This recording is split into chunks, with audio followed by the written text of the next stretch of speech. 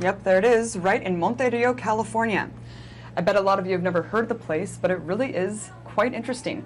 For the next 2 weeks, much of the world's elite will be flocking to a secretive orgy of power, where they party it up bohemian style, where they give talks, network, discuss policy, and drink heavily. This powerful men's-only club has been meeting for the last 133 years. Even the idea for the Manhattan Project, which led to the creation of the atom bomb, came out of the Grove in 1942. Pretty powerful stuff, but who actually attends? The gathering is packed with oil tycoons, politicians, business leaders, and foreign diplomats who all make the pilgrimage to this yearly Redwood campout. Presidents Nixon, Reagan, and George W. Bush all attended the Grove before they graced the Oval Office. Even media bigwigs are a staple, with the likes of the Hearst dynasty and Walter Cronkite, now replaced with Rupert Murdoch and CEOs from CNN and LA Times. So if the media is there, Americans should know all about what's going on, right? So have you heard of Bohemian Grove? I have not. Not really. No, not at all. I don't have a clue. No. No, I'm afraid I don't. The world's most powerful players get together and discuss policy, party, and also do mock sacrificial rituals together.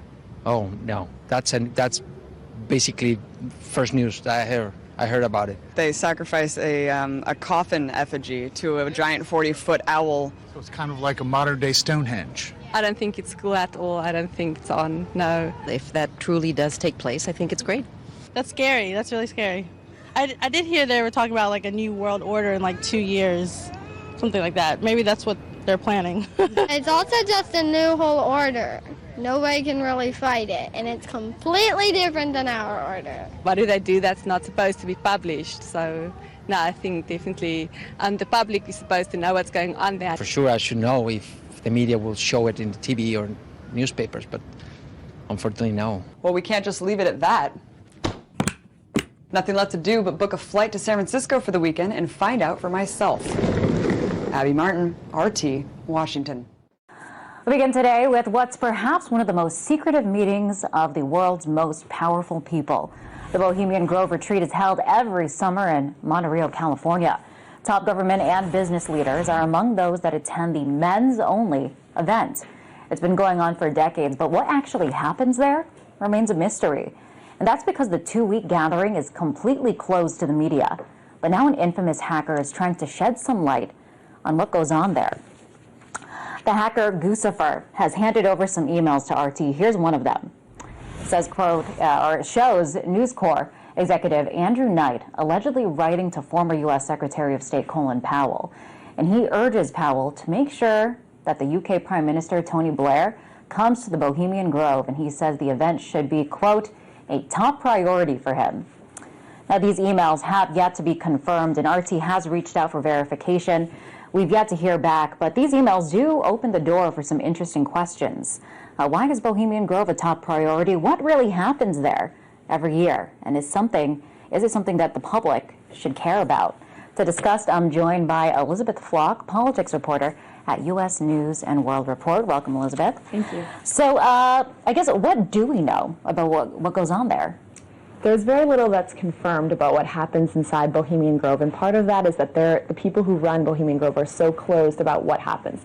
What they will say is that it's a gathering every year of influential people, ranging from former presidents to CEOs, oil tycoons, and that it's based around art and music and culture, and it's among the redwood trees. Oh, sounds like a good time. But what would make this different from other elite events that go on, Davos, for example, or some of these other elite gatherings? Well, it's actually very different, because if you look at Davos or Aspen, even though many of the events are invitation only, a lot of it is open to the public, and the goal is sort of to better the world and have all these thought leaders coming together to share their ideas with the public, and you can watch the things on YouTube and all of that. Bohemian Grove is completely different. You have no idea what goes on there. You don't know who's attending every year. You don't know what they talk about. And Bohemian Grove even says that they are not trying to better the world. They're not trying to gather people together to come up with ideas that will be world-changing. They just want it to be sort of a retreat. Right, right.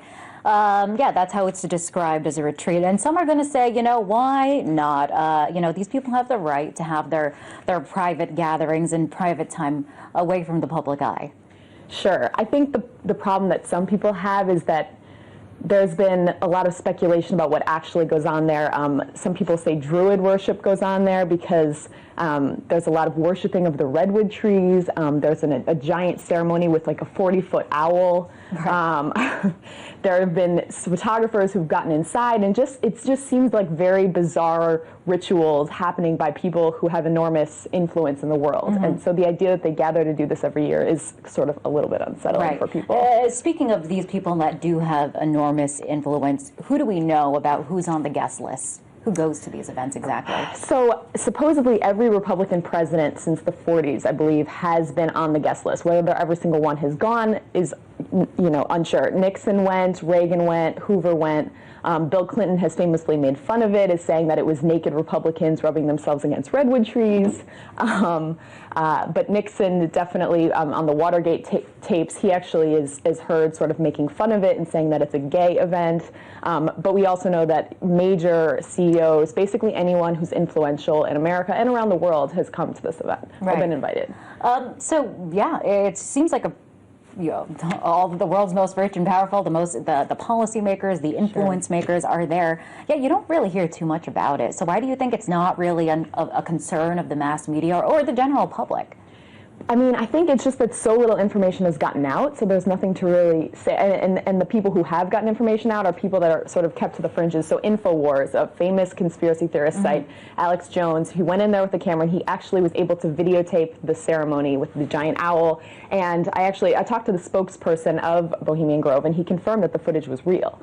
So it's a legitimate, thing that Alex Jones was able to get inside. But Alex Jones is someone no one really take seriously, and so I think the mass media just really doesn't want to talk about it. I think the question is, yes, the video is real and authentic, but some of the messages, some of the things that he was saying in it is what is in dispute.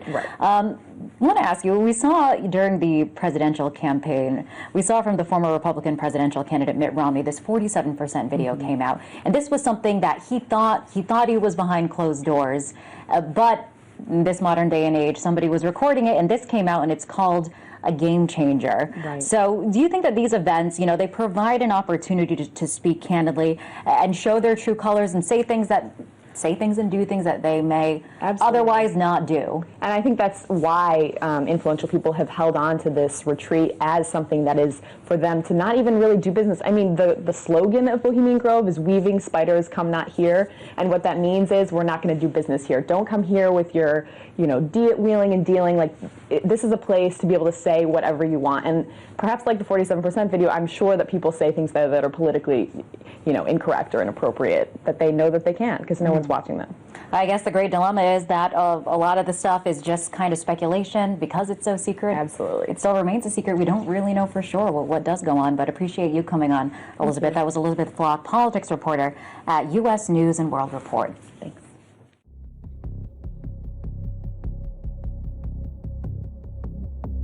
What do you want me to talk about? Yeah. A fraud? No, it wasn't a fraud, but I'll be glad to talk to you if you'll shut up and let me talk. A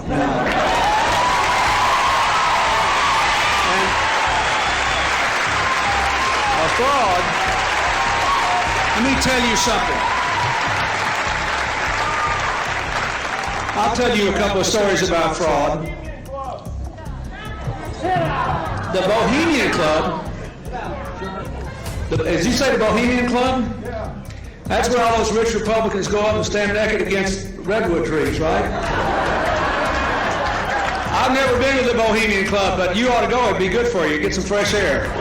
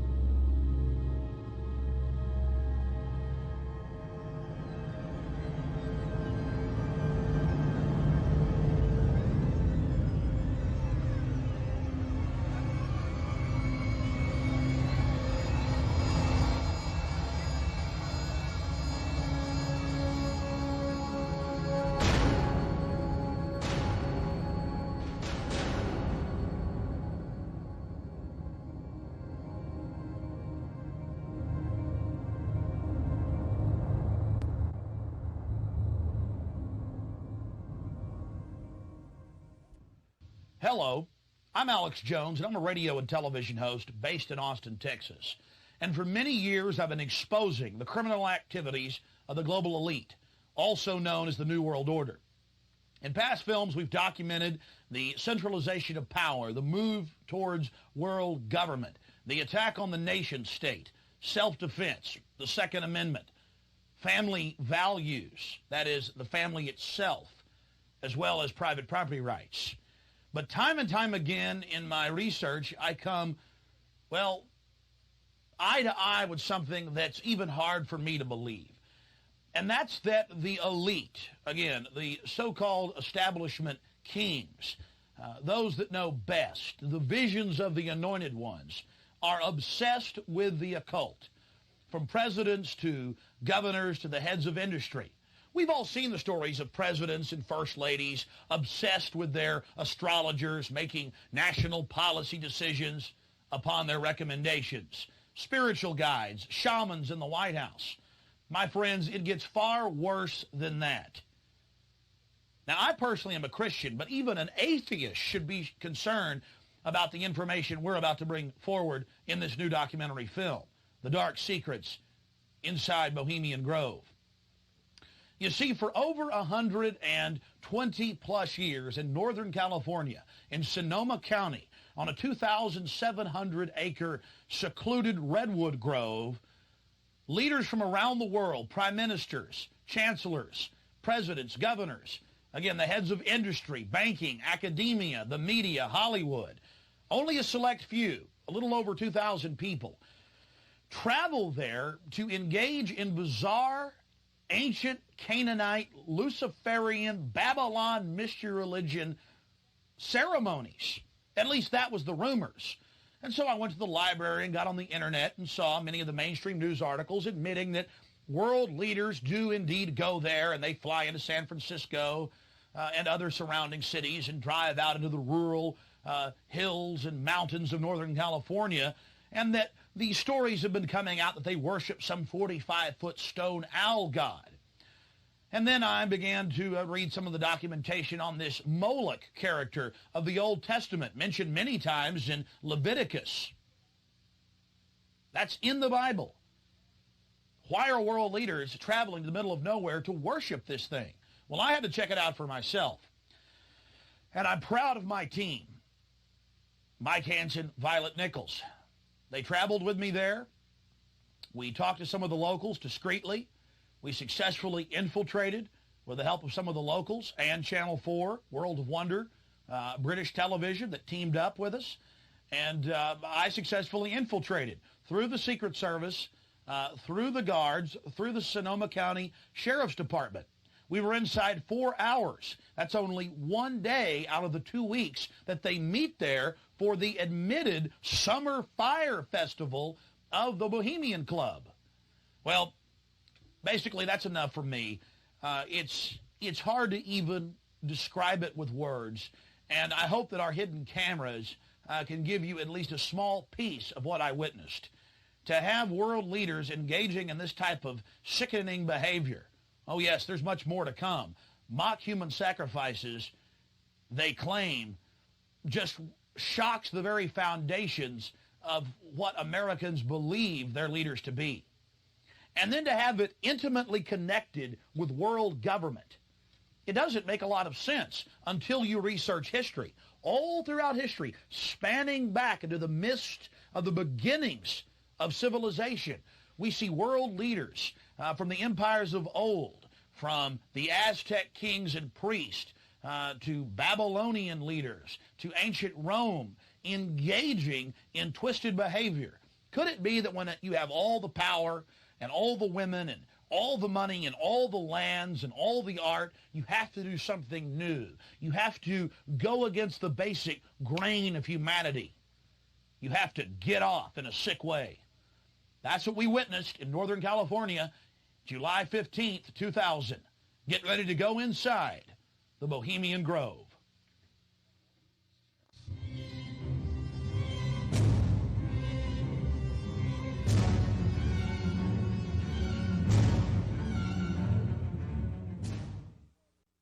The Bohemian Club, as it's known today, was founded in 1873 in San Francisco in Northern California.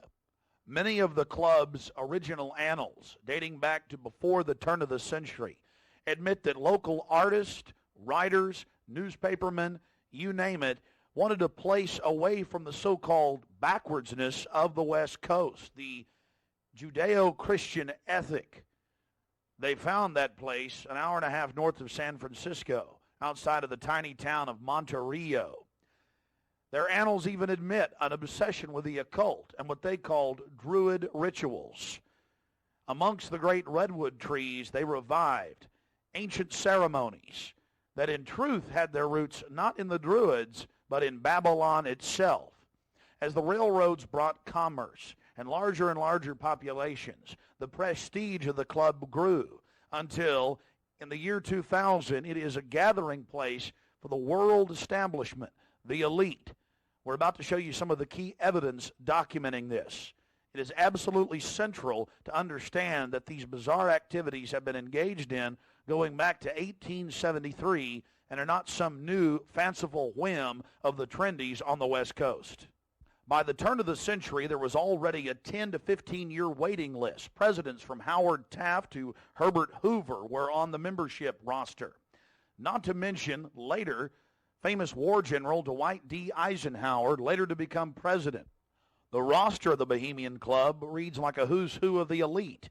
Look at this photo taken inside the Grove back in 1963. There you'll see Ronald Reagan, and sitting two people over from him, later to become president, Richard Milhous Nixon.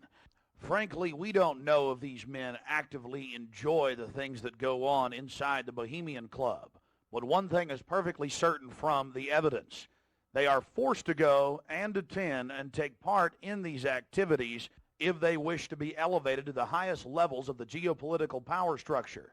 Take George Bush Sr., documented member. And then, of course, there's his son.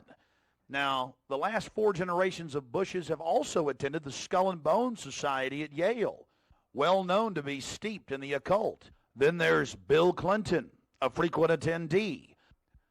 Upon closer inspection, the entire federal government at the highest levels is infested with Bohemian Club members.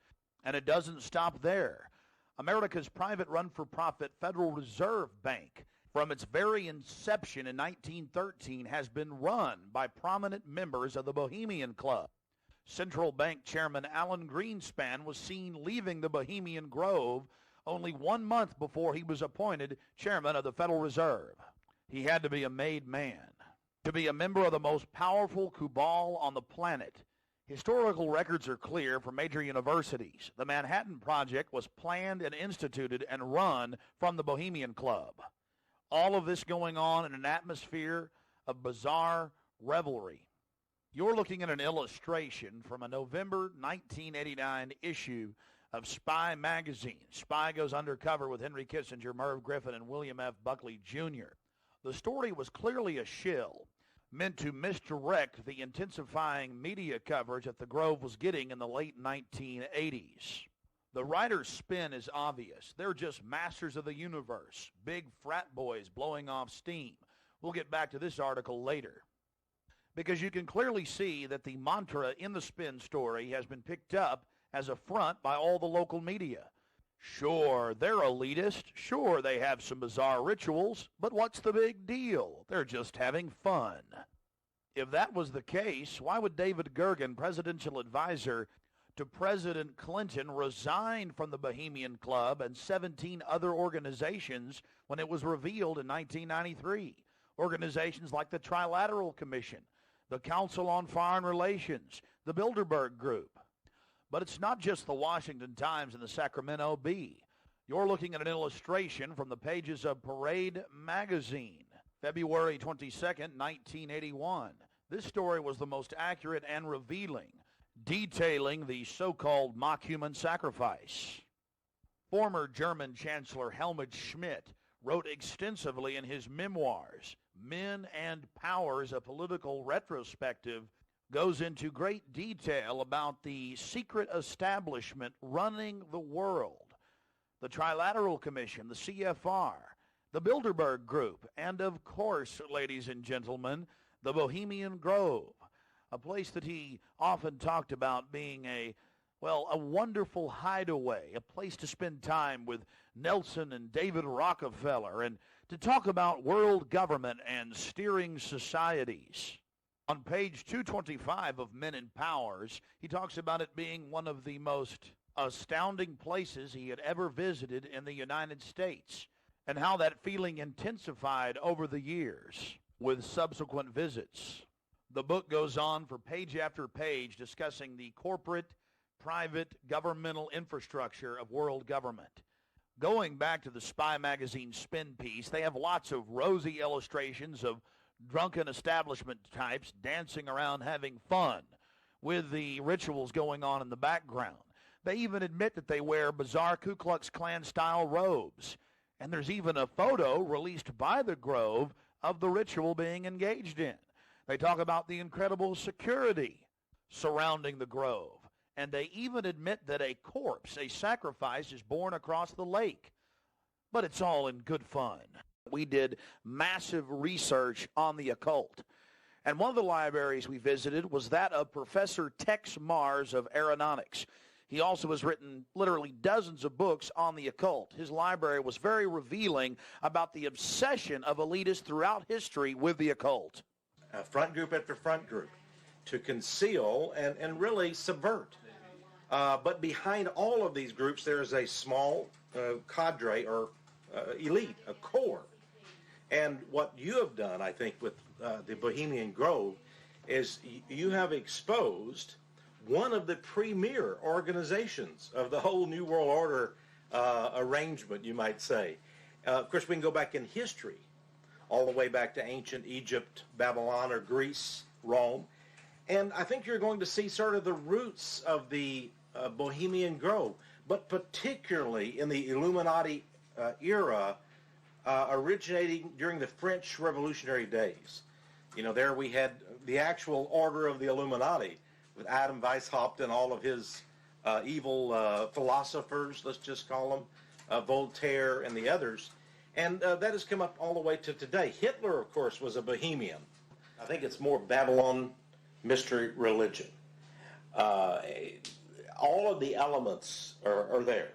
Of course, even the owl is a symbol of ancient mystery Babylon. The owl was worshipped by the ancient Egyptians and by the Babylonians. And it's interesting to me that many of the members of the Bohemian Grove have in their homes, as I understand it, small figurines of owls. And I believe they actually worship those owls as a symbol of the deity, the great goddess of Babylon. And of course, here again, we have the counterfeit of Christ's sacrifice on the cross. I think all of those things, there had to be, in my belief, an occultist, a deep occultist, who designed each of the elements of this ceremony. It wasn't just a bunch of guys sit together at a bar and said, hey, let's have a good time, the cremation of care, and why don't we do this or that. I believe it was purposely designed, each element in its turn, for what they did. No doubt about it.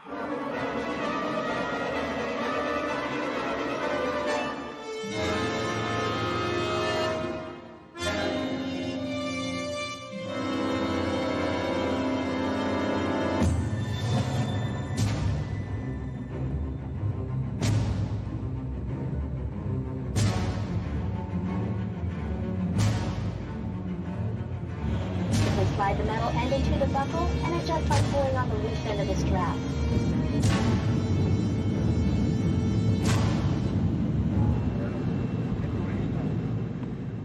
After landing in San Francisco at the International Airport, we traveled through the city, across the Golden Gate Bridge, into deeper Northern California. Northern California, home to the giant Sequoia redwoods. From there north to Santa Rosa, going west on Highway 12. The gateway to Bohemian Grove.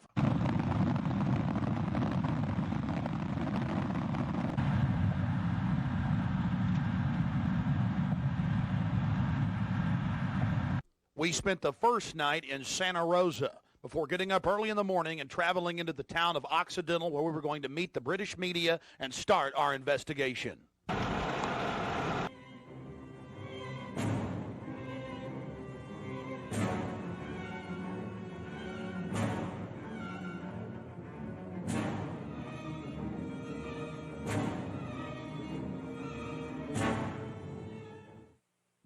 It was the night of July 15th, 2000. Mike Hansen and I were about to attempt the first ever successful infiltration of the Bohemian Grove.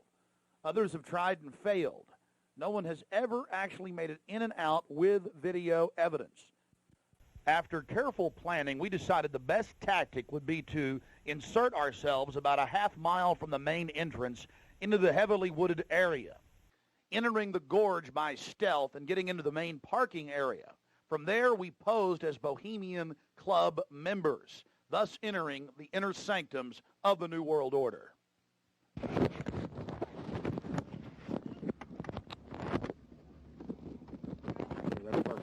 Just like that. No, I got it, honey. Here's a brain on. Okay, here we go. That's good. Yeah, that's good dogs. You be careful, baby. Okay. I don't want you to go anywhere. Shh. I'll be safe. Don't worry about it, guys. Come on.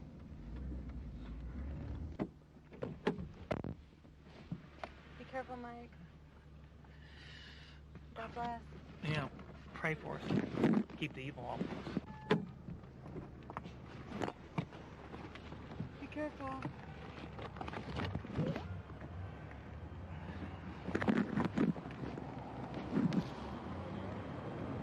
Yeah, let it go.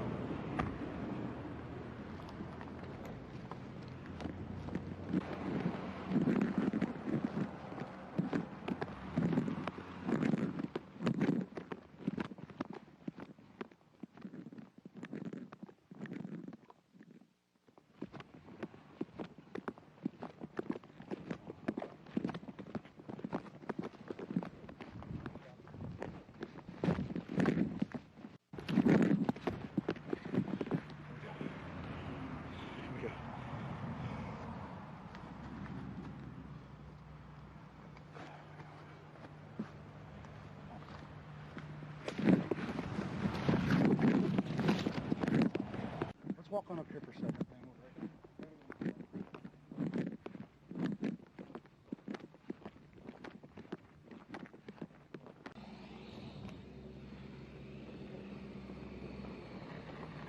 When's the next shuttle coming?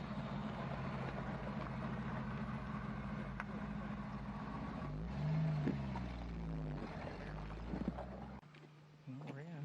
Can you talk? Well, we're inside the Bohemian Grove. We're actually not inside yet, Mike. Well, we're in the parking lot. That's pretty... Yeah.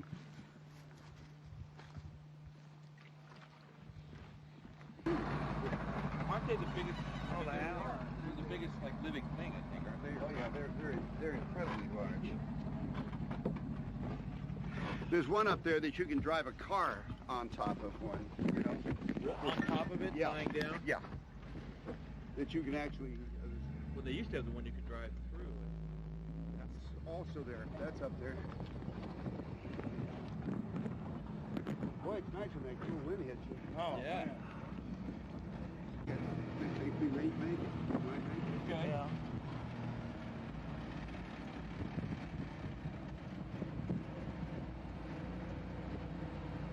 How much did the road cost?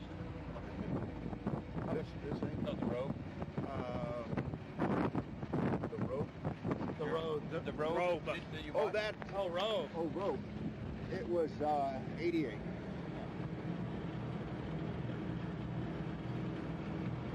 Yeah, I thought you said rope. Yeah, that's what I thought. I thought rope and road. Can't hear anything with this wind. And look at this thing's seen some years. Pretty nice, actually. Yeah. This is the oldest one, isn't it? Yeah. Other than maybe that little red one. Yeah. Bye-bye. I think when you go to heaven, they have buses like this there. Thank you. Thank you. Go ahead. Oh, no, go ahead. Let's see, we got one up here. Yeah, is there another one coming?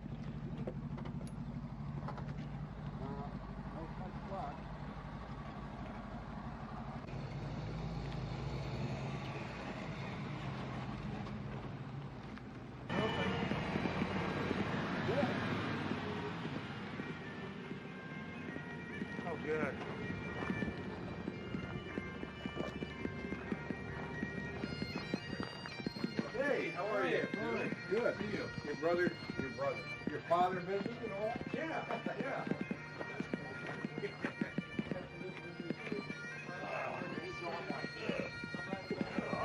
So that Marty thing was like...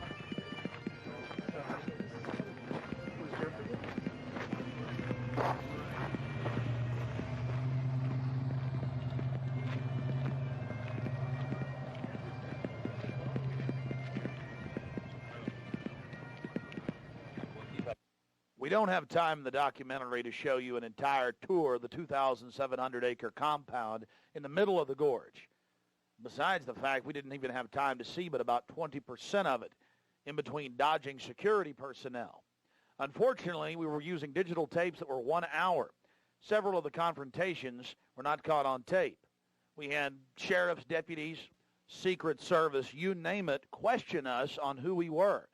We just told them we were with the hillbillies. That's where the Bushes stay, you know, because we've got Texas accents.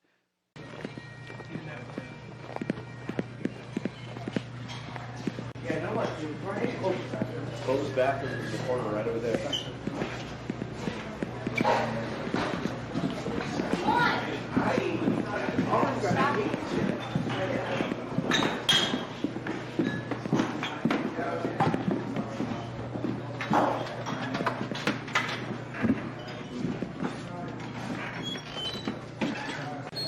Oh, there they are.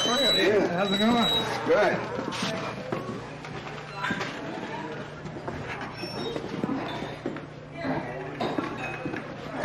Oh, that feels good. Oh.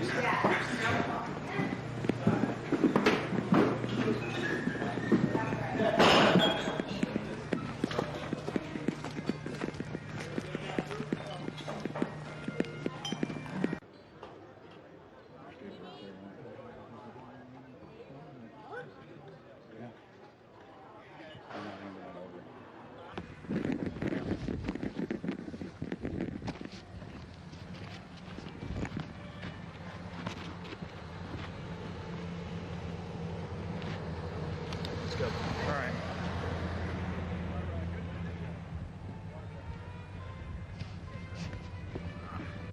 Here's just one of many signs sporting French with skulls adorned with other trappings of death. We also saw signage with Latin and other ancient languages. Now we're about to let you see a little bit of what's going on with the great owl.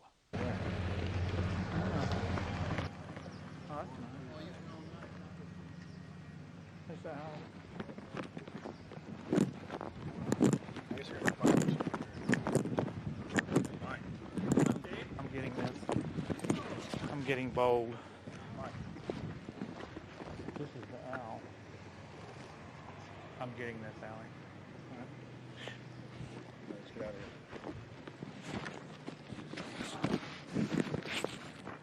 I like that. Here you can see the bottom of the stone owl with the altar and the eternal flame, a Aladdin lamp-style urn that continually burns year-round, we're told. And here's a side shot from about 30 yards away of Moloch, the Canaanite deity to which children were sacrificed to in Babylon. And yet another slowed down close shot. Again, the eternal flame burning, the altar, the bottom extremities of the 40-plus foot stone deity, and there is a shot of its head as well. Again, we've slowed down this video because we only actually had about 5 seconds of it on our hidden cameras, so you can have a chance to get a closer look at it. You will see it during the ceremony. Speaking of the ceremony, we were on the left-hand side of the lake about 150 yards downstream beneath those large redwood trees. Much of the ritual you're going to witness took place on the right-hand side of the lake and at the northern tip beneath Moloch. Keep in mind the scale of the idol compared to those giant redwood trees. It's at least 45 feet tall. Now, the daytime vantage you're witnessing is basically the vantage that we shot the ceremony from at night. This is America, and it's been going on for 120-plus years in Northern California. This is not some new fad. We're talking about something deadly serious with its roots in ancient history. We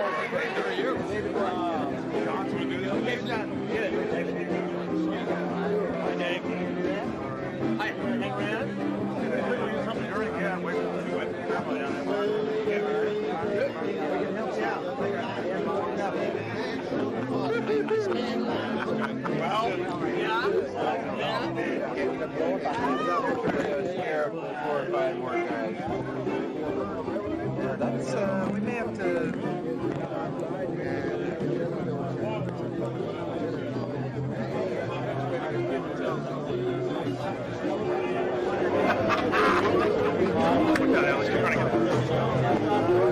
A thirsty man. Look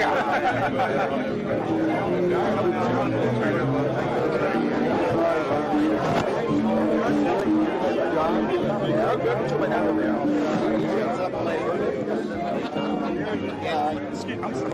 Quiet.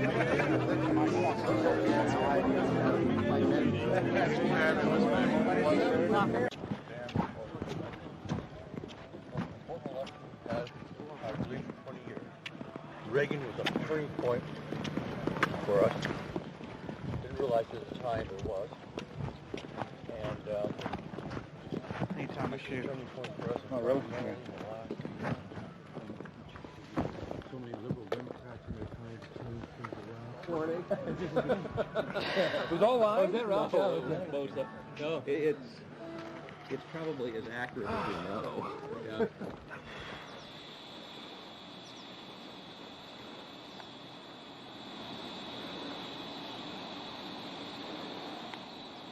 We had already been questioned 3 separate times by the Bohemian Club's security, Secret Service, and Sonoma County Sheriff's Department.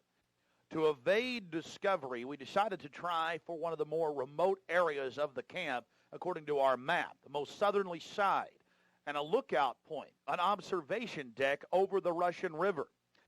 While Mike Hansen was watching for the sheriff's deputies that were down the path and over the bridge in a guard shack, I began to shoot the video you just witnessed. After we turned the camera off, one of the Sonoma County Sheriff's deputies showed up and began asking us why we were filming. We calmly told him we were just sightseeing as members of the Bohemian Club. The point that has to be made here, though, is they do have hidden cameras, because there's no way that they would have been able to witness us videotaping from where the guard shack was located.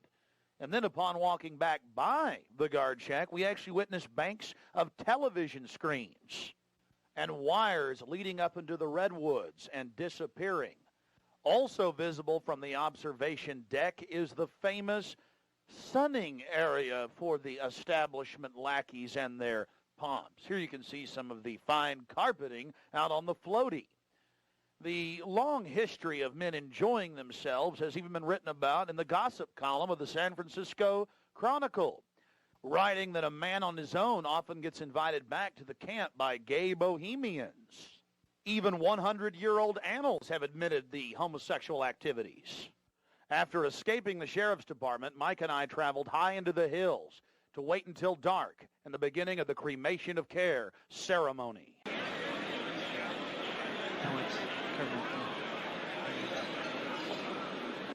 Before the cremation of care, all the Bohemian Club members begin a massive feast of revelry.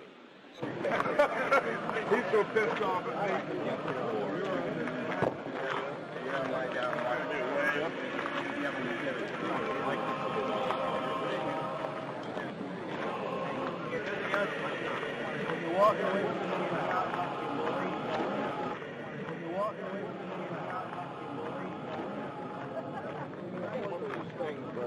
After the feast, cult members travel from the main dining area under the trees out to the eastern side of the lake, where they congregate and prepare themselves to properly thank their deity.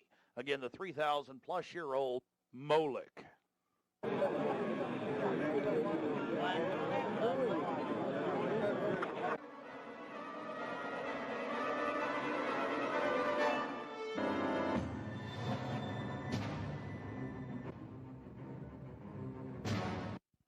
The occult activities are coming up.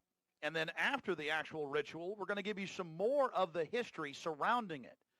But first off, I wanted to draw your attention to the program that was given out to the spectators or the viewers. I guess an occultist would call them novices, who actually watched as the priest and their supporters engaged in this ancient rite. Now, you're looking at a little demon called PJ that was on the front of the actual program. It's kind of in a Hieronymus Bosch style. He's got a little broom and a dustpan, and he's sweeping something up. Now, even more shocking is the figure of a human body burning in the flames. In fact, I've shown it to people that are experts in anatomy, to actual doctors, and they say that the anatomical size is that of a baby or small child. Notice how large the cranium is in comparison to the torso, that is the ribs. Understand, ladies and gentlemen, this is from the program itself given out to the establishment lackeys witnessing these sinister activities. Remember, in Babylon and Tyre, they would throw their children into fiery pits. Look at the size of the hands compared to the rest of the body. Only children show these anatomical details. Now, of course, it's been airbrushed in, but it shows the psychology. Now, this is the only skull we actually caught on tape. We've blown it up for you over one of the major meeting houses. Of course, it's not a real skull. It was extremely oversized up on the signage. The point we're trying to make here is the entire compound was literally infested with symbols of death, skulls, owls. At long last, here it is, the cremation of care unveiled.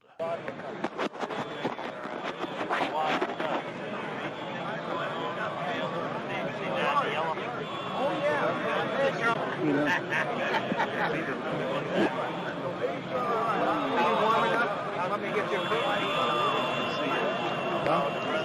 Try to keep it covered up. As we sat there in the darkness, not knowing what we were about to see in the gathering crowd, suddenly, across the small lake, we saw a carriage with men in black and brown cloaks, robes, in front and in back, bearing a bound body.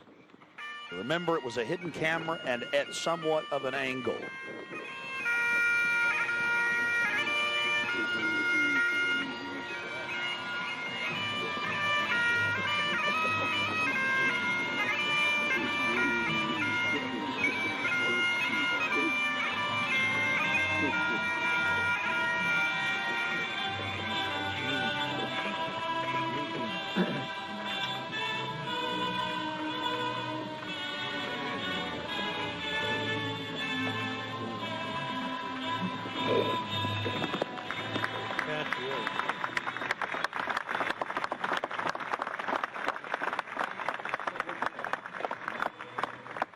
Something particularly pleasing was happening for the Bohemian Grovers with whatever developed with that crowd of men in black and brown and the bound body on the back of the buggy. They drove behind big black tarps they had hanging out of the trees.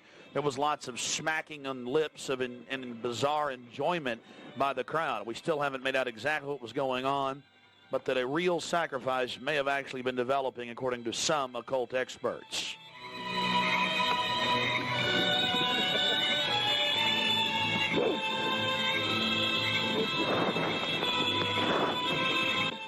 All the time in the darkness across the small lake, the men in black were doing something behind the dark curtains hanging from the redwood trees. Then after about 10 more minutes of music, suddenly all around the owl, activity began. Here is the main central part of the ritual. The owl is in his leafy temple. Let all within the grove be reverent before him. Lift up your heads, O ye trees, and be ye lifted up, ye everlasting spires. For behold, here is Bohemian shrine, and holy are the pillars of this house. Weaving spiders, come not near.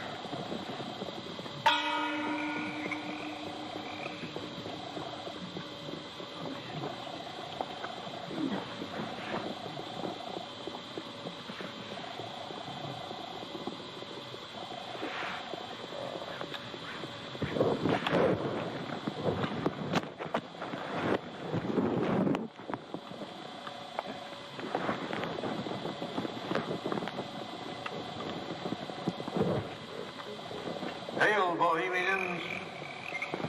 With the ripple of waters, song of birds, such music as inspires the sinking soul, do we invite you into midsummer's joy.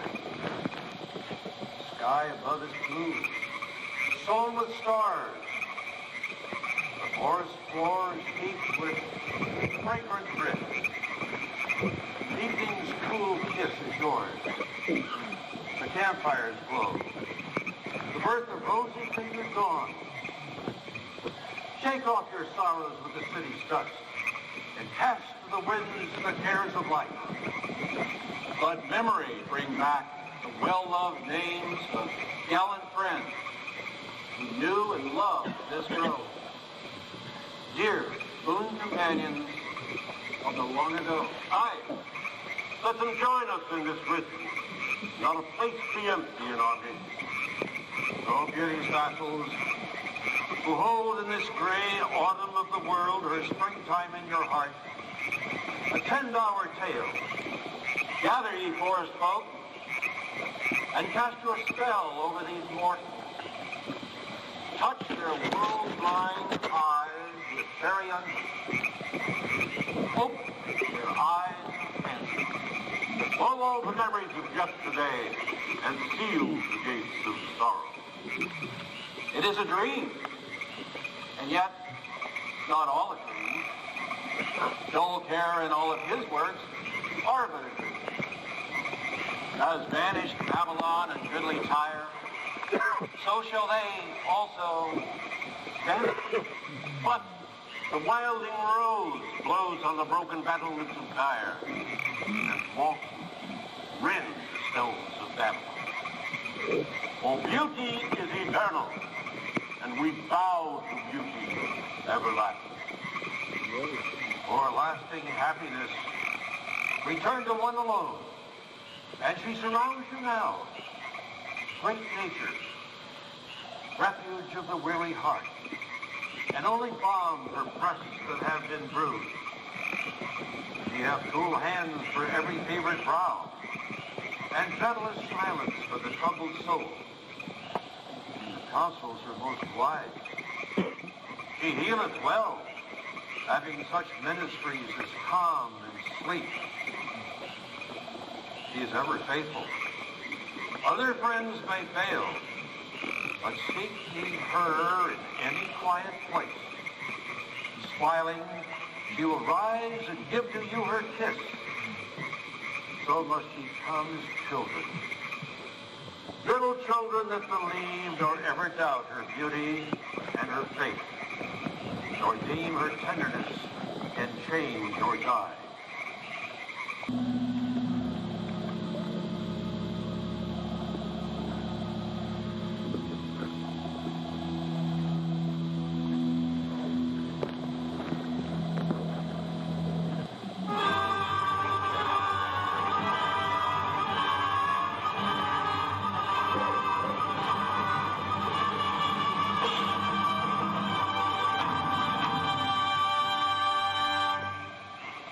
Bohemians and priests, the desperate call of heavy hearts is answered by the power of your fellowship. Dull care is slain.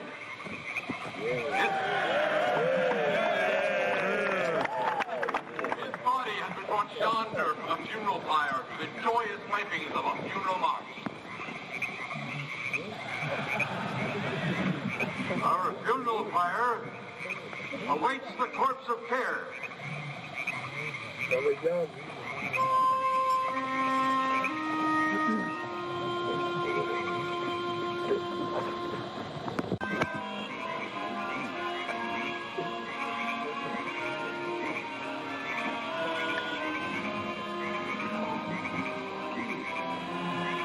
Here you have the boatman, his face is painted up like a skull, bringing the bound body across the water. Again, we'll have enhanced video of this later. And let's see if you can pick up all of the different occultic meanings in the speeches you're about to hear.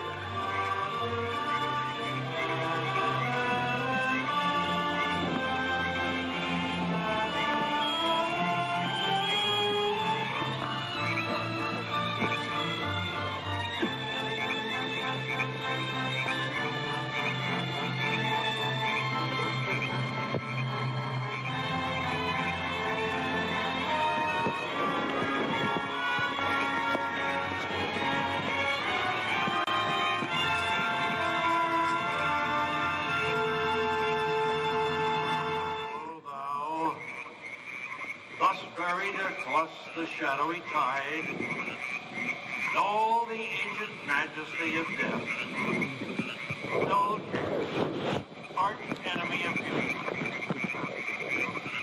Not for thee the tender tribute or the restful strain.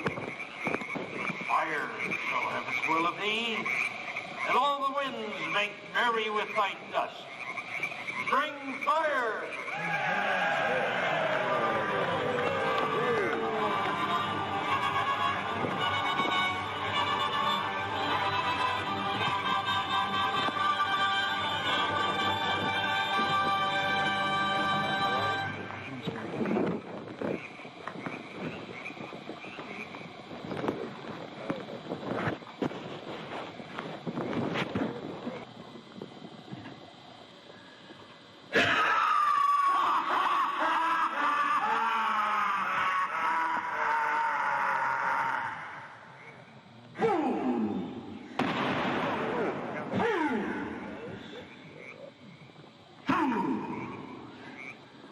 When will ye learn that me ye cannot slay?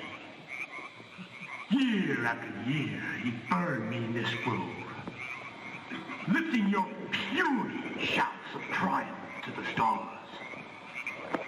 But when again ye turn your faces to the marketplace, do ye not find me waiting as of old?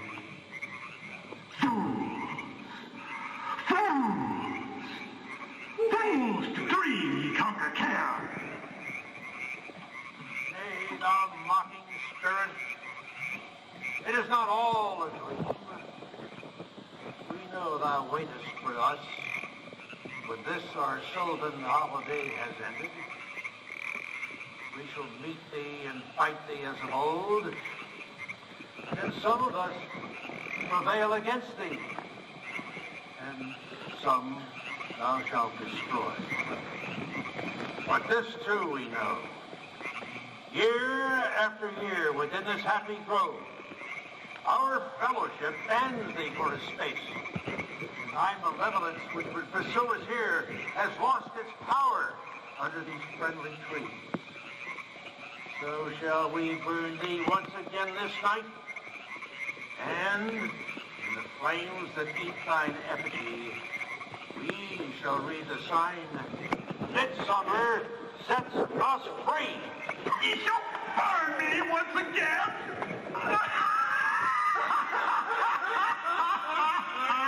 Not with these flames, which hither ye have brought from regions where I reign. Ye fools and priests, I spit upon your fire.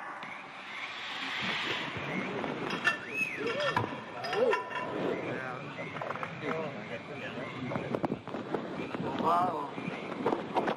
Great symbol of all mortal wisdom, thou of Bohemia, we beseech thee, grant us thy counsel.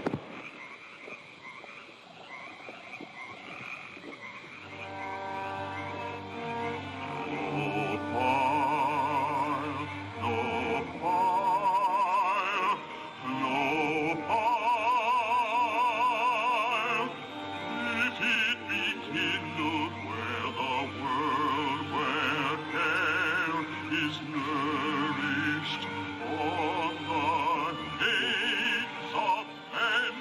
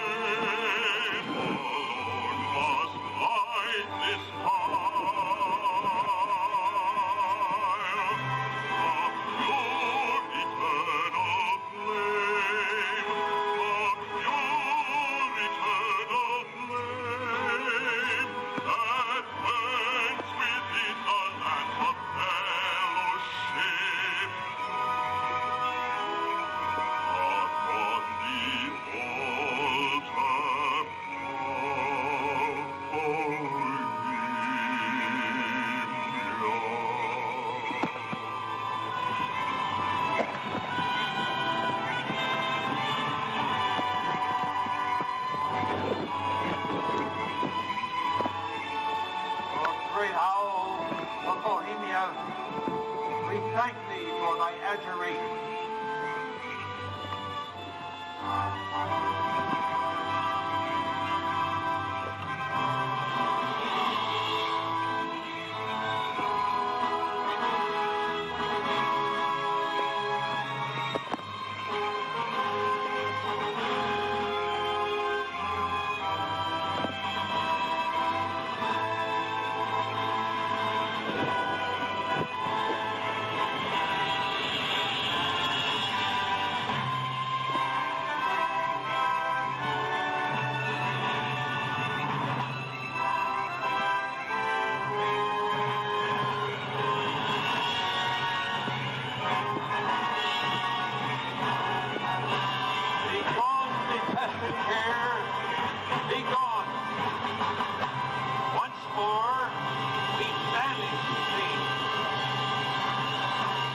Begone, dull care.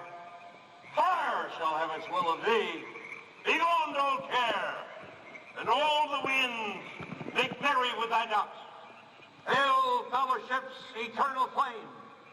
Once again, midsummer sets us free.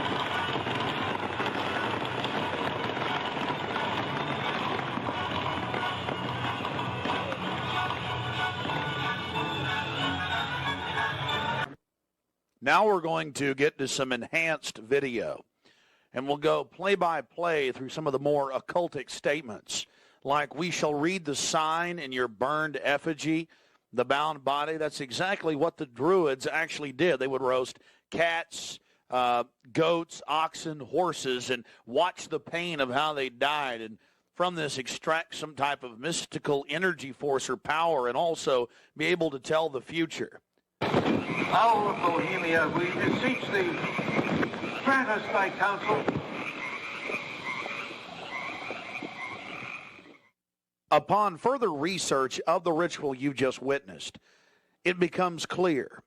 It is a mixture of the Babylonian Canaanite cult of Moloch, fused with ancient Druidic rites, where you have the female side of Satan, which they first call out to in the she, and then towards the horn god with the he, mixed with Masonic rites from Scotland. It's very likely that many of the 1,500 to 2,000 member crowd had really no idea what they were actually watching because it was thinly veiled. Here we have some more enhanced video as the boatman, again with his face painted up like a skull, pulls his boat across the small lake towards the high priest, with the red of his cloak visible, with his hand outstretched as if he is pulling the damned soul towards him as they throw off their cares, their conscience for what they have to do in the world. Also, you have the arrangement of the circle of higher-level priests around him, the high priest in lighter colors, and then the outer rings of red, and then those in black. This is consistent with the darker workings of the occult, not just with the Western countries, but also worldwide. Now, when you see that black edge coming to the field, that's because we zoomed in on the video, and many times the picture was almost out of the screen, so that's the edge of the field or the view of the camera.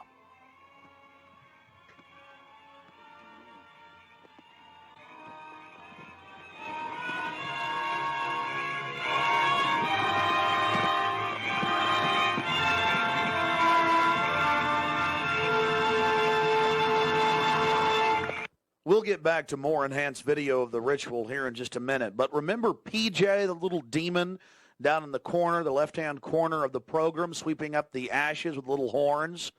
And how can you forget this? The image of a human body burning on the altar. Again, this is what they were handing out to those that were witnessing these macabre activities. But again, from Babylon on into ancient England, the word bonfire, meaning human sacrifices being thrown into fiery pits, turned into today's bonfire. After the sacrifice, members of the cult would sweep up the ashes of the victim and use them in future rituals. One of the things that is extremely obvious by looking at the program handed out to Bohemian Club members is the person creating the program had a deep understanding of the occult.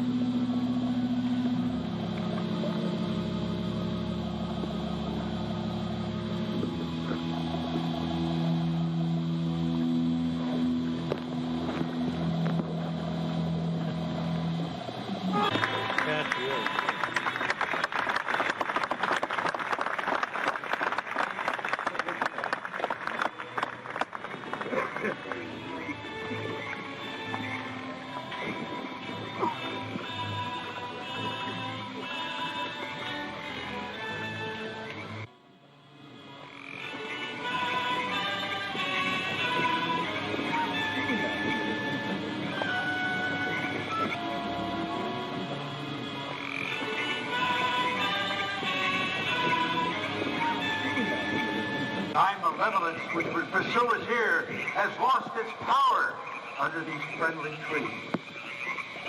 So shall we burn thee once again this night, and in the flames that eat thine effigy, we shall read the sign, Midsummer sets us free. You shall burn me once again!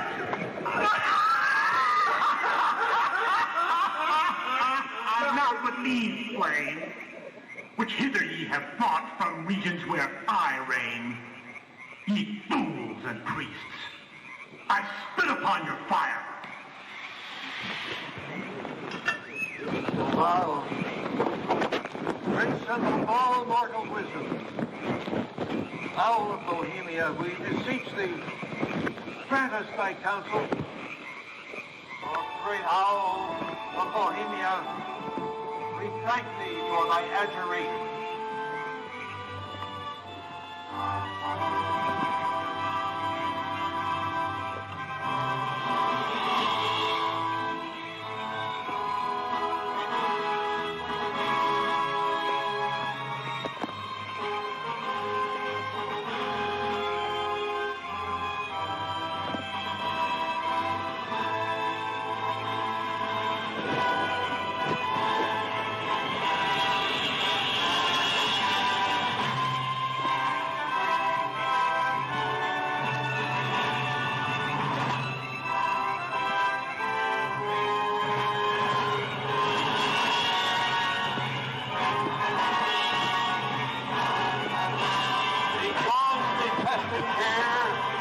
Be gone.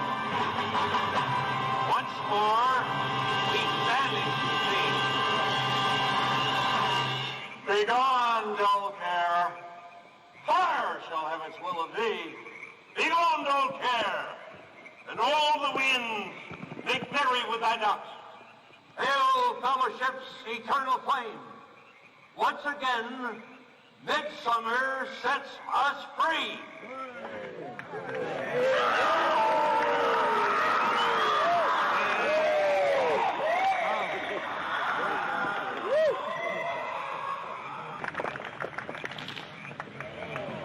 There you see the funeral pyre burning with the effigy of a human, or it could be real, ladies and gentlemen.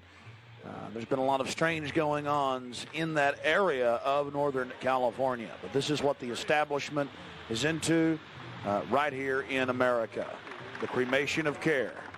And this was July 15th, 2000.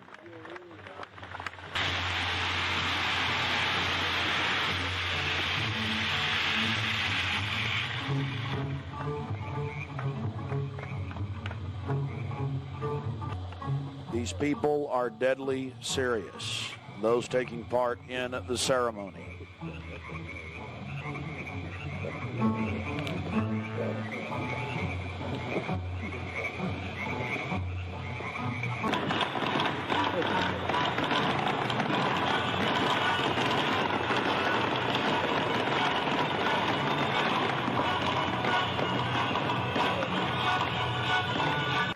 Another point, the pyrotechnics you're seeing going off were being released from beneath little wrought iron crosses about 1.5 feet tall.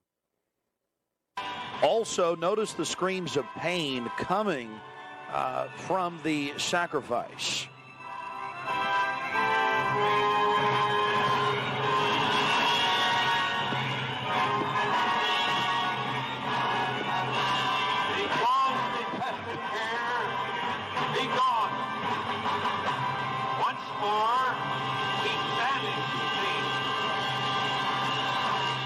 Begone, dull care. Fire shall have its will of thee. Begone, dull care. And all the winds make merry with thy ducks. Hail, fellowship's eternal flame.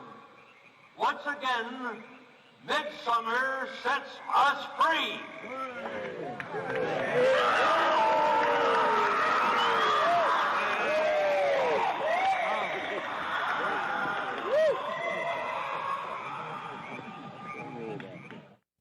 One of the facets of the ritual that goes deeply into the occult, again, we've already mentioned the Druids at their bonfires or bonfires throwing bodies into fiery pits after ritually cutting their hearts out or slitting their throats.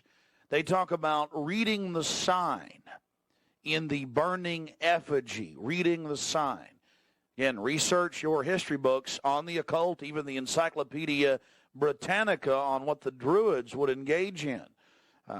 This is just unbelievably macabre and evil. So shall we burn thee once again this night, and in the flames that eat thine effigy, we shall read the sign. Our story begins in Northern California over 100 years ago, when locals began to spread rumors of bizarre occult rituals being conducted in the ancient redwood groves of Sonoma County. As the decades passed, it became clear these incredible stories had a basis in truth, and their source was a 2,700-acre private club known as the Bohemian Grove. Then, in a time period between the mid-1970s and the early 1990s, scores of reporters attempted to infiltrate the Grove.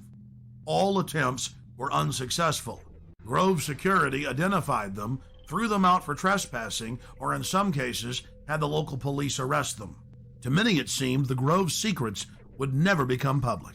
All of that changed on July 15th, 2000, when we ripped aside the veil of secrecy and were successfully able to penetrate the Bohemian Grove on their high holy day and videotape the cremation of care ritual. Our infiltration is chronicled in my documentary film, Dark Secrets Inside Bohemian Grove. A British documentary film company, World of Wonder, also covered our investigation.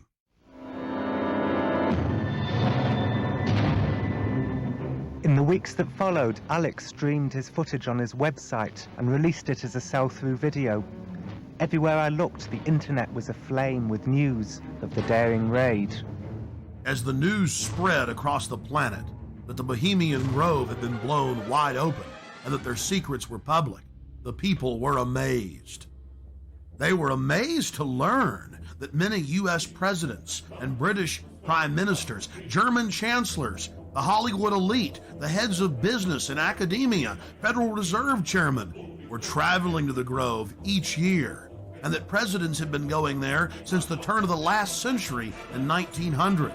They were shocked by each new revelation of ritualistic depravity. This film is about what we've learned in the 5 years since we infiltrated the Grove.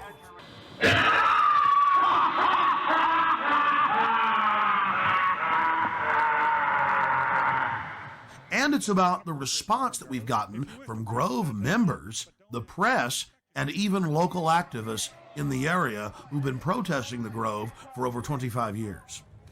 Finally, we learned that the Grove was only one chapter in a larger, worldwide secret society hell-bent on bringing in a one-world government.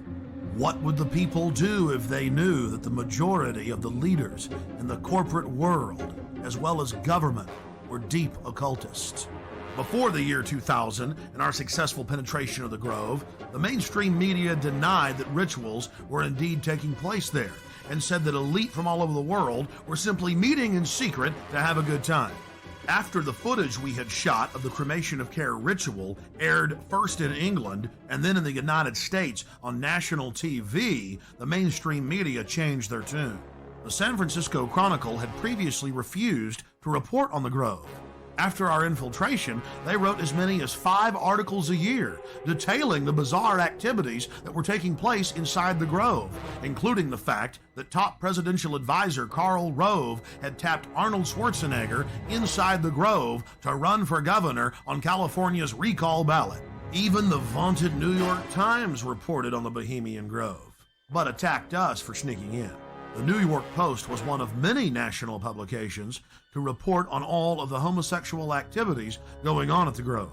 The Post reported in its page 6 gossip column that Chad Savage, gay porno star, was, quote, servicing the moguls at the Grove. But a disturbing theme ran through the body of the reportage. Okay, it's true. The elite meet behind closed doors, and there's gay porn stars and gay prostitutes being shipped in like beluga caviar. What's the big deal? Let's just let them have their privacy. And so they have lakeside chats calling for world government. Really, they're not bad people. The people we should watch are those that are exposing it.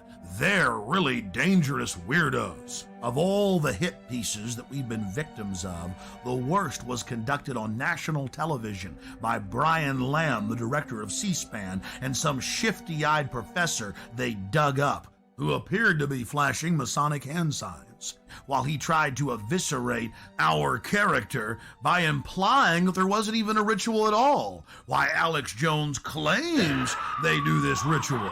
Meanwhile, the Bohemian Grove has gone public to the newspapers, admitting they conduct rituals.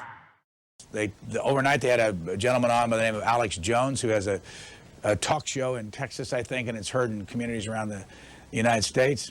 And he was talking about the Bohemian Grove Club, as if that's where it all happens. That's where all the decisions are made. There are thousands of people go there, and there's some kind of a ceremony surrounding an owl and all that. Have you followed this at all? Yes, I have, even though the show is on past my bedtime. But Alex Jones has been talking about this for quite a while. The Bohemian Grove, of course, is a privately owned redwood grove up in Sonoma County, north of San Francisco, where every summer there is a get-together of the wealthy and well-placed, all male, who get together for general cavorting, socializing, lectures, symposia, and so on, in an atmosphere that is completely removed from public scrutiny. Alex Jones and some others have suggested for a long time that there are all sorts of nefarious rituals that go on, human sacrifices that were being committed by the elite who attend these gatherings. A lot of things people feel are organized behind the scenes with the Bilderbergers, the Trilateral Commission, the Council on Foreign Relations, the Masons. You can keep going down the list, and the Illuminati, One World Government, New World Order, Skull and Bones. You've got more information on that than I do, so call us at the top of the hour and talk to our guests about that, and we'll try to sort it out. Define Illuminati. The Illuminati were a small quasi-Masonic group founded in Central Europe in 1776. There was a surprising development in the summer of 2005. A Bohemian Grove employee decided to videotape some of the activities in the Grove and to give us the footage. The footage you're seeing was shot on a tiny digital camera, so the quality isn't the best, but the images are powerful. The individual that gave us this footage asked that we not release their name. Our source was able to confirm what we had seen in internal Bohemian Grove documents and annals, that the elite of the elite attend the Grove. Our source personally saw New Mexico Governor Bill Richardson in attendance, Supreme Court Justice Clarence Thomas, the famous newsman Walter Cronkite, and countless other luminaries. Without giving away the identity of our source, we can tell you this. The most elite encampment within the Grove is Mandalay. Other members of the Grove were not even allowed to approach within 100 yards of this compound, swarming with Secret Service, valets, private French cooks, and private security men. In the compartmentalized system of the New World Order, Mandalay is an elite within an elite at the very top of the pyramid's capstone. Things have changed in the last few years at the all-male encampment. Since its founding in 1872, no females have been allowed in. But under pressure, they've allowed women some jobs in parking cars and in the kitchens in special cloistered areas. Our source is male. We'll call him Kyle.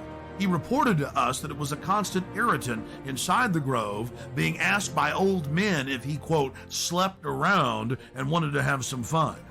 During one of the festival's revelries, known as Gypsy Jazz, they paused to thank the author of the music. They talk about what a wonderful jazz player he was, but that sometimes he did hang around with women, and the crowd boos with disgust. He disappeared from time to time, often with women.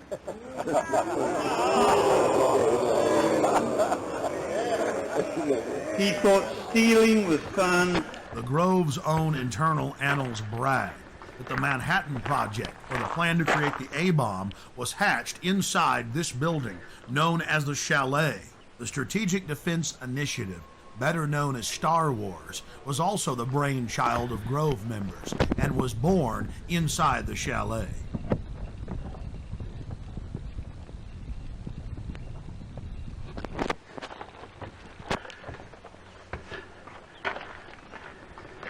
At the height of the Cold War, top Soviet dignitaries traveled to the Bohemian Grove for secret meetings with the heads of the U.S. government as well as corporate leaders.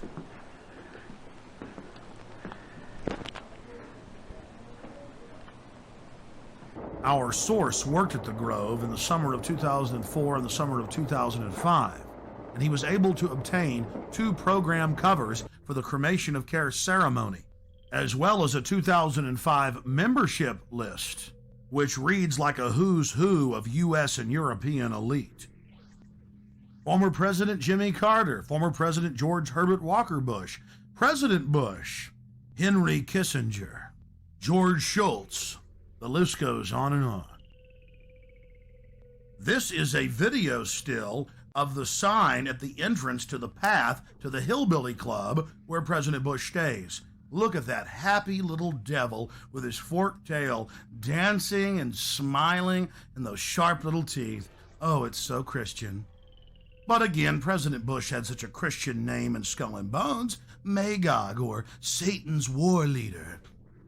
The Grove is dominated by Republicans, the supposed party of Christian conservative family values, but the Grove has its share of high-powered Democrats as well.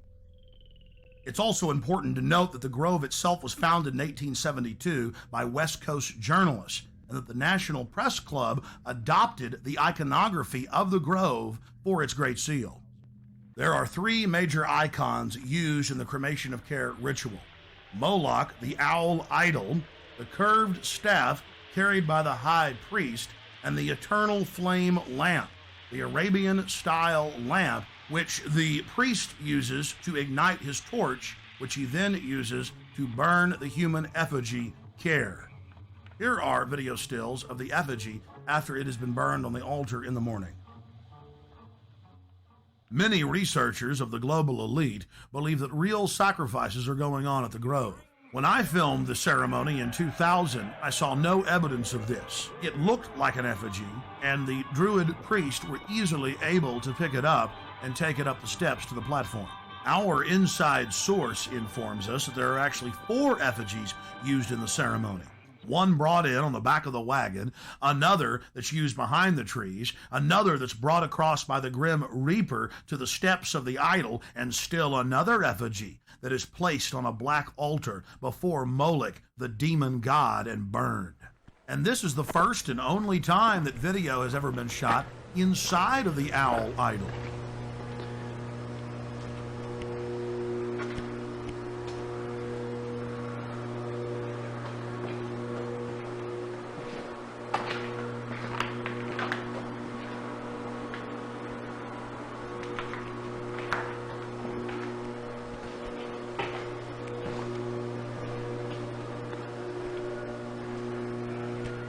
We can now confirm that the owl is metal with a stone facing. Leaning up against a wall is the metal skeletal remains of Care. Care, or the conscience of the group, is symbolized by a human body. All that remains is the metal skeleton. Our source informs us that the final effigy that is burned is made of a highly flammable material, and that the local fire department from Monterrey oversees this part of the ritual.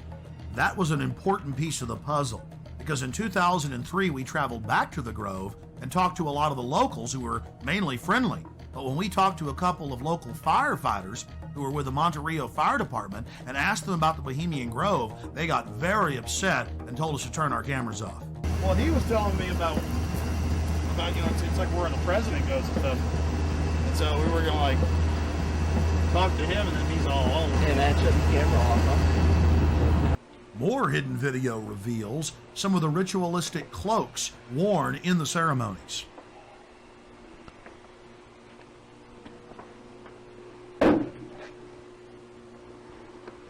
Here are some more stills inside the Grove.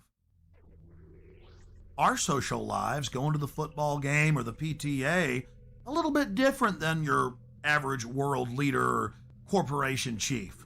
No, in their spare time, they worship Moloch and do mock human sacrifices. We just need to get used to that and accept them as our leaders. Think about it. If your neighbor was engaging in mock human sacrifices to Moloch, the demon idol that was worshipped all over the Mediterranean and the Middle East, would you let that neighbor walk your dog or house sit, or how about babysit your children, or be in control of the nuclear launch codes? Well, let me give you a revelation. They are in control of the national deficit, of Congress, of your bank account, of your local police department, and they see you as cattle, as their slaves. Some of the criticism we received came from an unexpected source.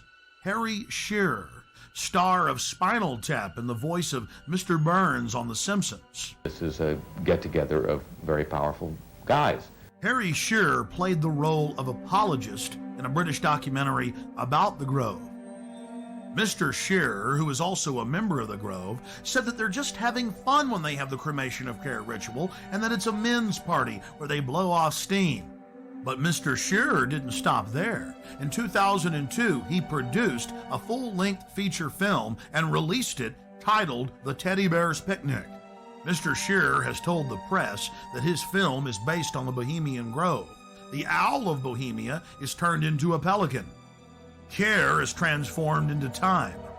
The Druidic rites are interpreted to simply be nonsensical sophomoric activities. Oh, and guess what the plot of the entire film is? That they're trying to keep their rituals secret, and 2 employees have hidden video cameras and are about to blow their secret wide open. I wonder who they could be talking about. In studying worldwide occult networks, in modern times and throughout history, we always run into the same data. Compartmentalized pyramidal structures with a bunch of well-meaning dupes at the bottom, managers in the central areas, and Luciferian death cult adherents at the top. In India, it is Kali. The Mayans and Aztecs' greatest gods were the gods of death. It was the same in Egypt and in Babylon, as well as Rome and ancient Greece. But what about those sweet little Hawaiians? You guessed it, throwing virgins into that live volcano. The god of death demands it, so the rest of us can live. The Druids would bash their children's brains out and kick them into a peat bog. Noblemen would willingly give themselves up to the Druidic priest to have their throats slit before they were thrown into fiery pits, known as bonfires today. Don't forget the European tradition of the Burning Man. Take your strongest man when times get tough, strap him into a huge wicker effigy of a human and torch him. That will make the gods bring back the fertility. That will make the gods bring life to the tribe. Death brings life. They call it creative destruction. But in reality, it is simply a tool of the elite to abuse, subjugate, and dominate their populations for their own good. We're looking at ancient propaganda. In the fall of 2004, while in New York to cover the Republican National Convention, we ran into David Gergen, the Karl Rove of 4 presidential administrations. Okay, one last question. I read a Washington Times article many years ago where you had a comment about the organization, and then now it's been in the Wall Street Journal, it's been in a lot of different newspapers, and that's the Bohemian Grove. And back in, 1996, when you joined as a Clinton advisor, the Republicans were criticizing you. Oh, what about Bohemian Grove? And then you countered them by saying, "Hey, I don't run around in the woods naked." What did that mean? Here is the before-mentioned Washington Times article where he said, "I didn't run around naked like they do." I don't know what quote you're referring to. I'm not aware of any quote like that. Listen, I am a happy member of the Bohemian Grove. I like the folks who come there, and it's really inappropriate for me to talk about the group beyond that. Thank you. Have you been there for the ceremony with the cremation of care? Frankly, I don't think that's something I need to talk to you about. Really? That's right. Well, I'm Alex Jones, and I snuck in there in 2000. I'm the guy that blew it wide open and got the video. It's been on national TV. Well, I disrespect you for that. You do? I do. But it's a lot of big public officials going in there. Don't we deserve to know? I don't know anything about you, and I don't know anything about your film. But if you go in there with an understanding, you violated that understanding by releasing that film, and I don't respect you for that. Really? But we have public officials. I'm sorry. You took an understanding when you went in there that you would not do that film, and did you have an understanding when you went in there? No. Did you crash it? Yes. Yeah, and it has no trespassing signs there too, doesn't it? No, they put them up after. Oh, I'm sorry. Just walked in. I'm sorry, sir. I've been there before. I know what the circumstances are, and I'm sorry you violated the understandings. That was not a gentlemanly thing to do. But what about the ritual? Is the ritual genuinely?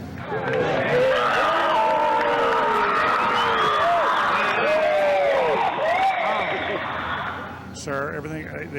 I don't owe you this comment. I know. I appreciate it. This is what's called ambush journalism, and I disrespect you for that as well. So thank you and goodbye. Have you ever been in the ritual?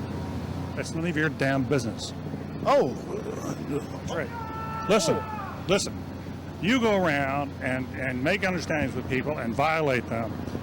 You ambush people on the streets, and that's inappropriate form of journalism. If you wish to practice that, that's fine, but don't ask others to respect you for it. If you want to, you can do. You're a free American, like anything you want. If you want to be uncivil and rude and ungentlemanly, that's up to you. But don't expect the rest of us to say, "Oh well, you're there, one." Mr. Gergen. I'm sorry, nobody sets policy in there. We try to be gentlemen, and obviously, you don't belong there. Weaving spiders coming out here. Yeah, that is a three-pointer. Woo! Look how strangely he behaved when we brought it up. Why is he acting so secretive? And why did he get so angry when he discovered that we'd snuck in? You see, they take it very, very seriously. This is one of the hallmarks of the occult and secret societies. The word occult means secret. Secrecy is part of their religion. They revel in it. And when it's violated, they become extremely angry. How widespread is the occult? The answer is extremely widespread. Occultism in our society, and particularly in our government, at the highest levels of corporate America, is rampant. It is a well-publicized fact that the Reagans had every aspect of their lives governed by their astrologer. Imagine having your life controlled down to the exact minute that you give a speech by astrology, an ancient occult system that believed that the earth was the center of the universe. Eleanor Roosevelt admitted that she performed seances and tried to raise the dead at the White House. 60 years later, Hillary Clinton had her own seances attempting to contact Eleanor Roosevelt. Prime Minister Tony Blair and his wife practice the occult every morning. Tony Blair draws a circle and then conjures the spirit that he calls the light. He channels it and makes decisions according to what the spirit tells him. The Blairs' admitted occult activities are legion, and so was Adolf Hitler's well-known obsession with dark mysticism. Adolf Hitler belonged to the pre-Nazi death cult, the Thule Society, as well as the Thule Society. Both groups trace their lineage back to the Order of Death, founded in 1776 in Ingolstadt University in Bavaria, Germany. Then, of course, it spread to the U.S. with the founding of Skull and Bones. You were both in Skull and Bones, the secret society. It's so secret we can't talk about it. What does that mean for America? The conspiracy theorists are going to go wild. I'm sure they are. I don't know. I haven't seen the web. Number 322? First of all, he's not the nominee. And, look, I look forward... Are you prepared to lose? No, I'm not going to lose. You both were members of Skull and Bones, a secret society at Yale. What does that tell us? Not much, because it's a secret. Is there a secret handshake? Is there a secret code? I wish there were something secret I could manifest. 322, secret number? There are all kinds of secrets, Tim, but one thing is not a secret. I disagree with this president's direction. Aleister Crowley, who dubbed himself the Beast and the most evil man alive, was a fellow traveler with some of the most powerful people in British society, including prominent royals. The Church of Satan, the Temple of Set, the OTO, the Golden Dawn, Skull and Bones, Bohemian Grove, the Blue Lodge, the Scottish Rite, the 33rd Degree. It seems like there are hundreds of different occultic groups, but all they are different denominations in the same religion, the Egyptian and Babylonian mystery schools. Albert Pike, who was the supreme Grand Mason of the entire world, founded the Ku Klux Klan. But you don't hear Jesse Jackson calling for his statue to be removed in Washington, D.C. Why is that? Because Jesse Jackson is a 33rd degree Mason. Now, don't get me wrong. Most Masons are what high-level occultists call porch Masons or outsiders. They themselves are considered neophytes by those in the inner circle or those nearer the top of the pyramid. They're compartmentalized. They believe that their great work, as they call it, is to help society. But in reality, they're being controlled and manipulated. The Knights of the Secret Circle, the Knights of the Golden Circle, This is what high-level KKK members call themselves. But even low-level KKK members do not understand that the KKK itself is part of a larger Masonic organization. Most Masons detest the Klan, but they've never looked on their own temple walls at the paintings of Albert Pike that adorn them and asked themselves why the founder of the Klan is hanging in their temple. This is the power of hidden in plain view, a favorite trick of Luciferians. Where did this dark thinking start? This black spirituality? The central thread goes back to ancient Egypt and Babylon with the mystery schools. They knew that knowledge is power, and so secret societies were formed to guard the secrets of medicine, architecture, government, agriculture. Secret societies are nothing more than the first intelligence agencies. Knowledge had to be guarded, but over time, elites abused their control of the knowledge and used it to dominate their populations. And the same sciences of control are being used today. That's why the elite today relishes secrecy. They know that it is the fount of their power. They seek to dumb down the population, not just to hoard their secret knowledge to make us even more mindless, more domesticated, like braying sheep to the slaughter. Their religion is the science of sophistry, the science of the con artist, the science of the despot, the dictator, the tyrant, the controller, the charlatan, the liar. They come to kill, steal, and destroy. They are parasites. They are anathema to free, dynamic human societies. Know your enemy. Stand up for love and life and family and resist the New World Order and the Babylonian slave state our enemies are attempting to construct.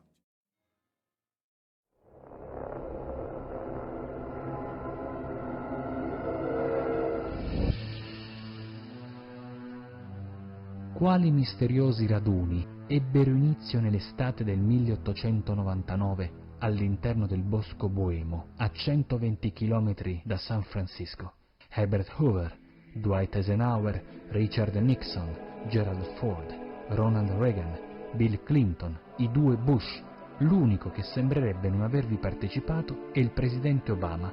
Il caro Obama, però, Nobel per la pace, è colui che ha decretato un attacco alla Libia senza neppure chiedere il parere del Congresso. Che fretta aveva?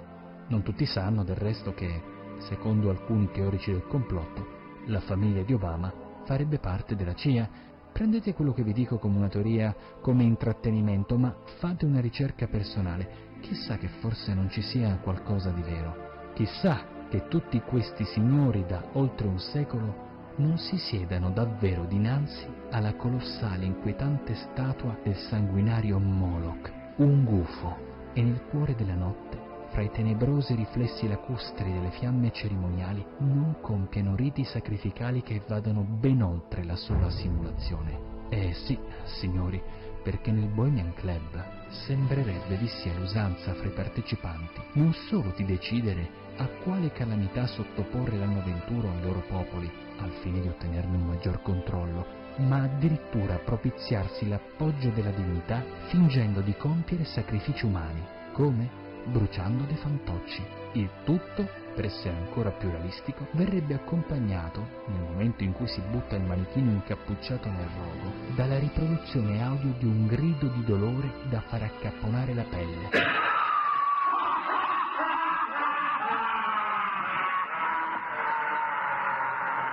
Loro si giustificano dicendo che si tratta in fondo di una forma di goliardia, ma secondo me non è tanto rassicurante per le popolazioni sapere che certi governanti di una delle nazioni più potenti del mondo facciano processioni vestiti di rosso, portando fiaccole nel cuore di un bosco avvolto nelle tenebre, sperduto in mezzo a sequoie color rosso sangue, armati di pali aguzzi, e concludendo questa cerimonia simulando la profanazione di una bara al cui interno vi è uno uno scheletro dalle apparenze carbonizzate, come se non bastasse, vestito con abiti femminili. Sta di fatto che, a causa dell'alto numero di pettegolezzi e dicerie su questo luogo, non è possibile sapere se vi sia il minimo fondo di verità che vede il Bohemian Club come essere una fra le 7 finanziarie occultistiche più pericolose al mondo. Da 25 anni, nel più assordante silenzio di certi mass media, questo luogo sarebbe stato letteralmente presidiato dai poliziotti statunitensi. Ma no, signori, non per indagare su quanto realmente accada durante questi rituali.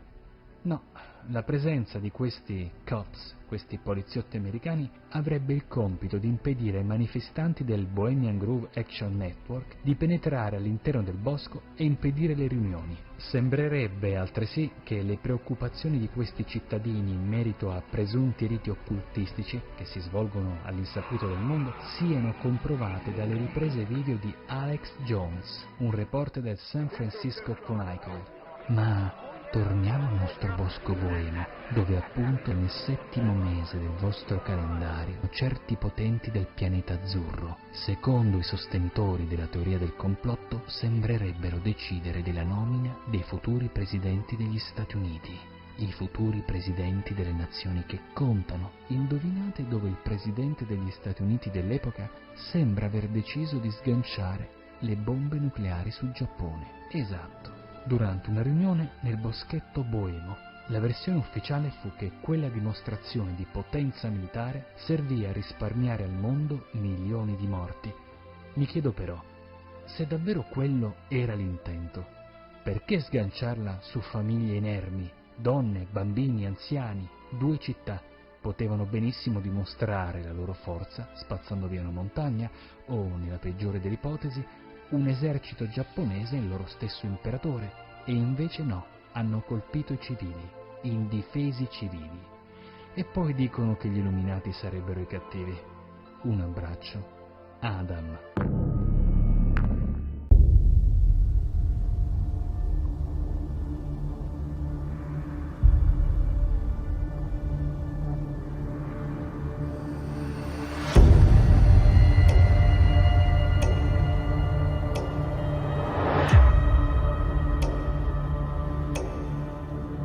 It's also just a new whole order.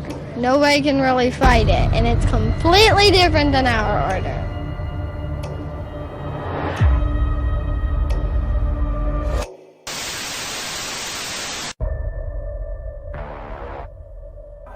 E lui, le corna a tutti quanti!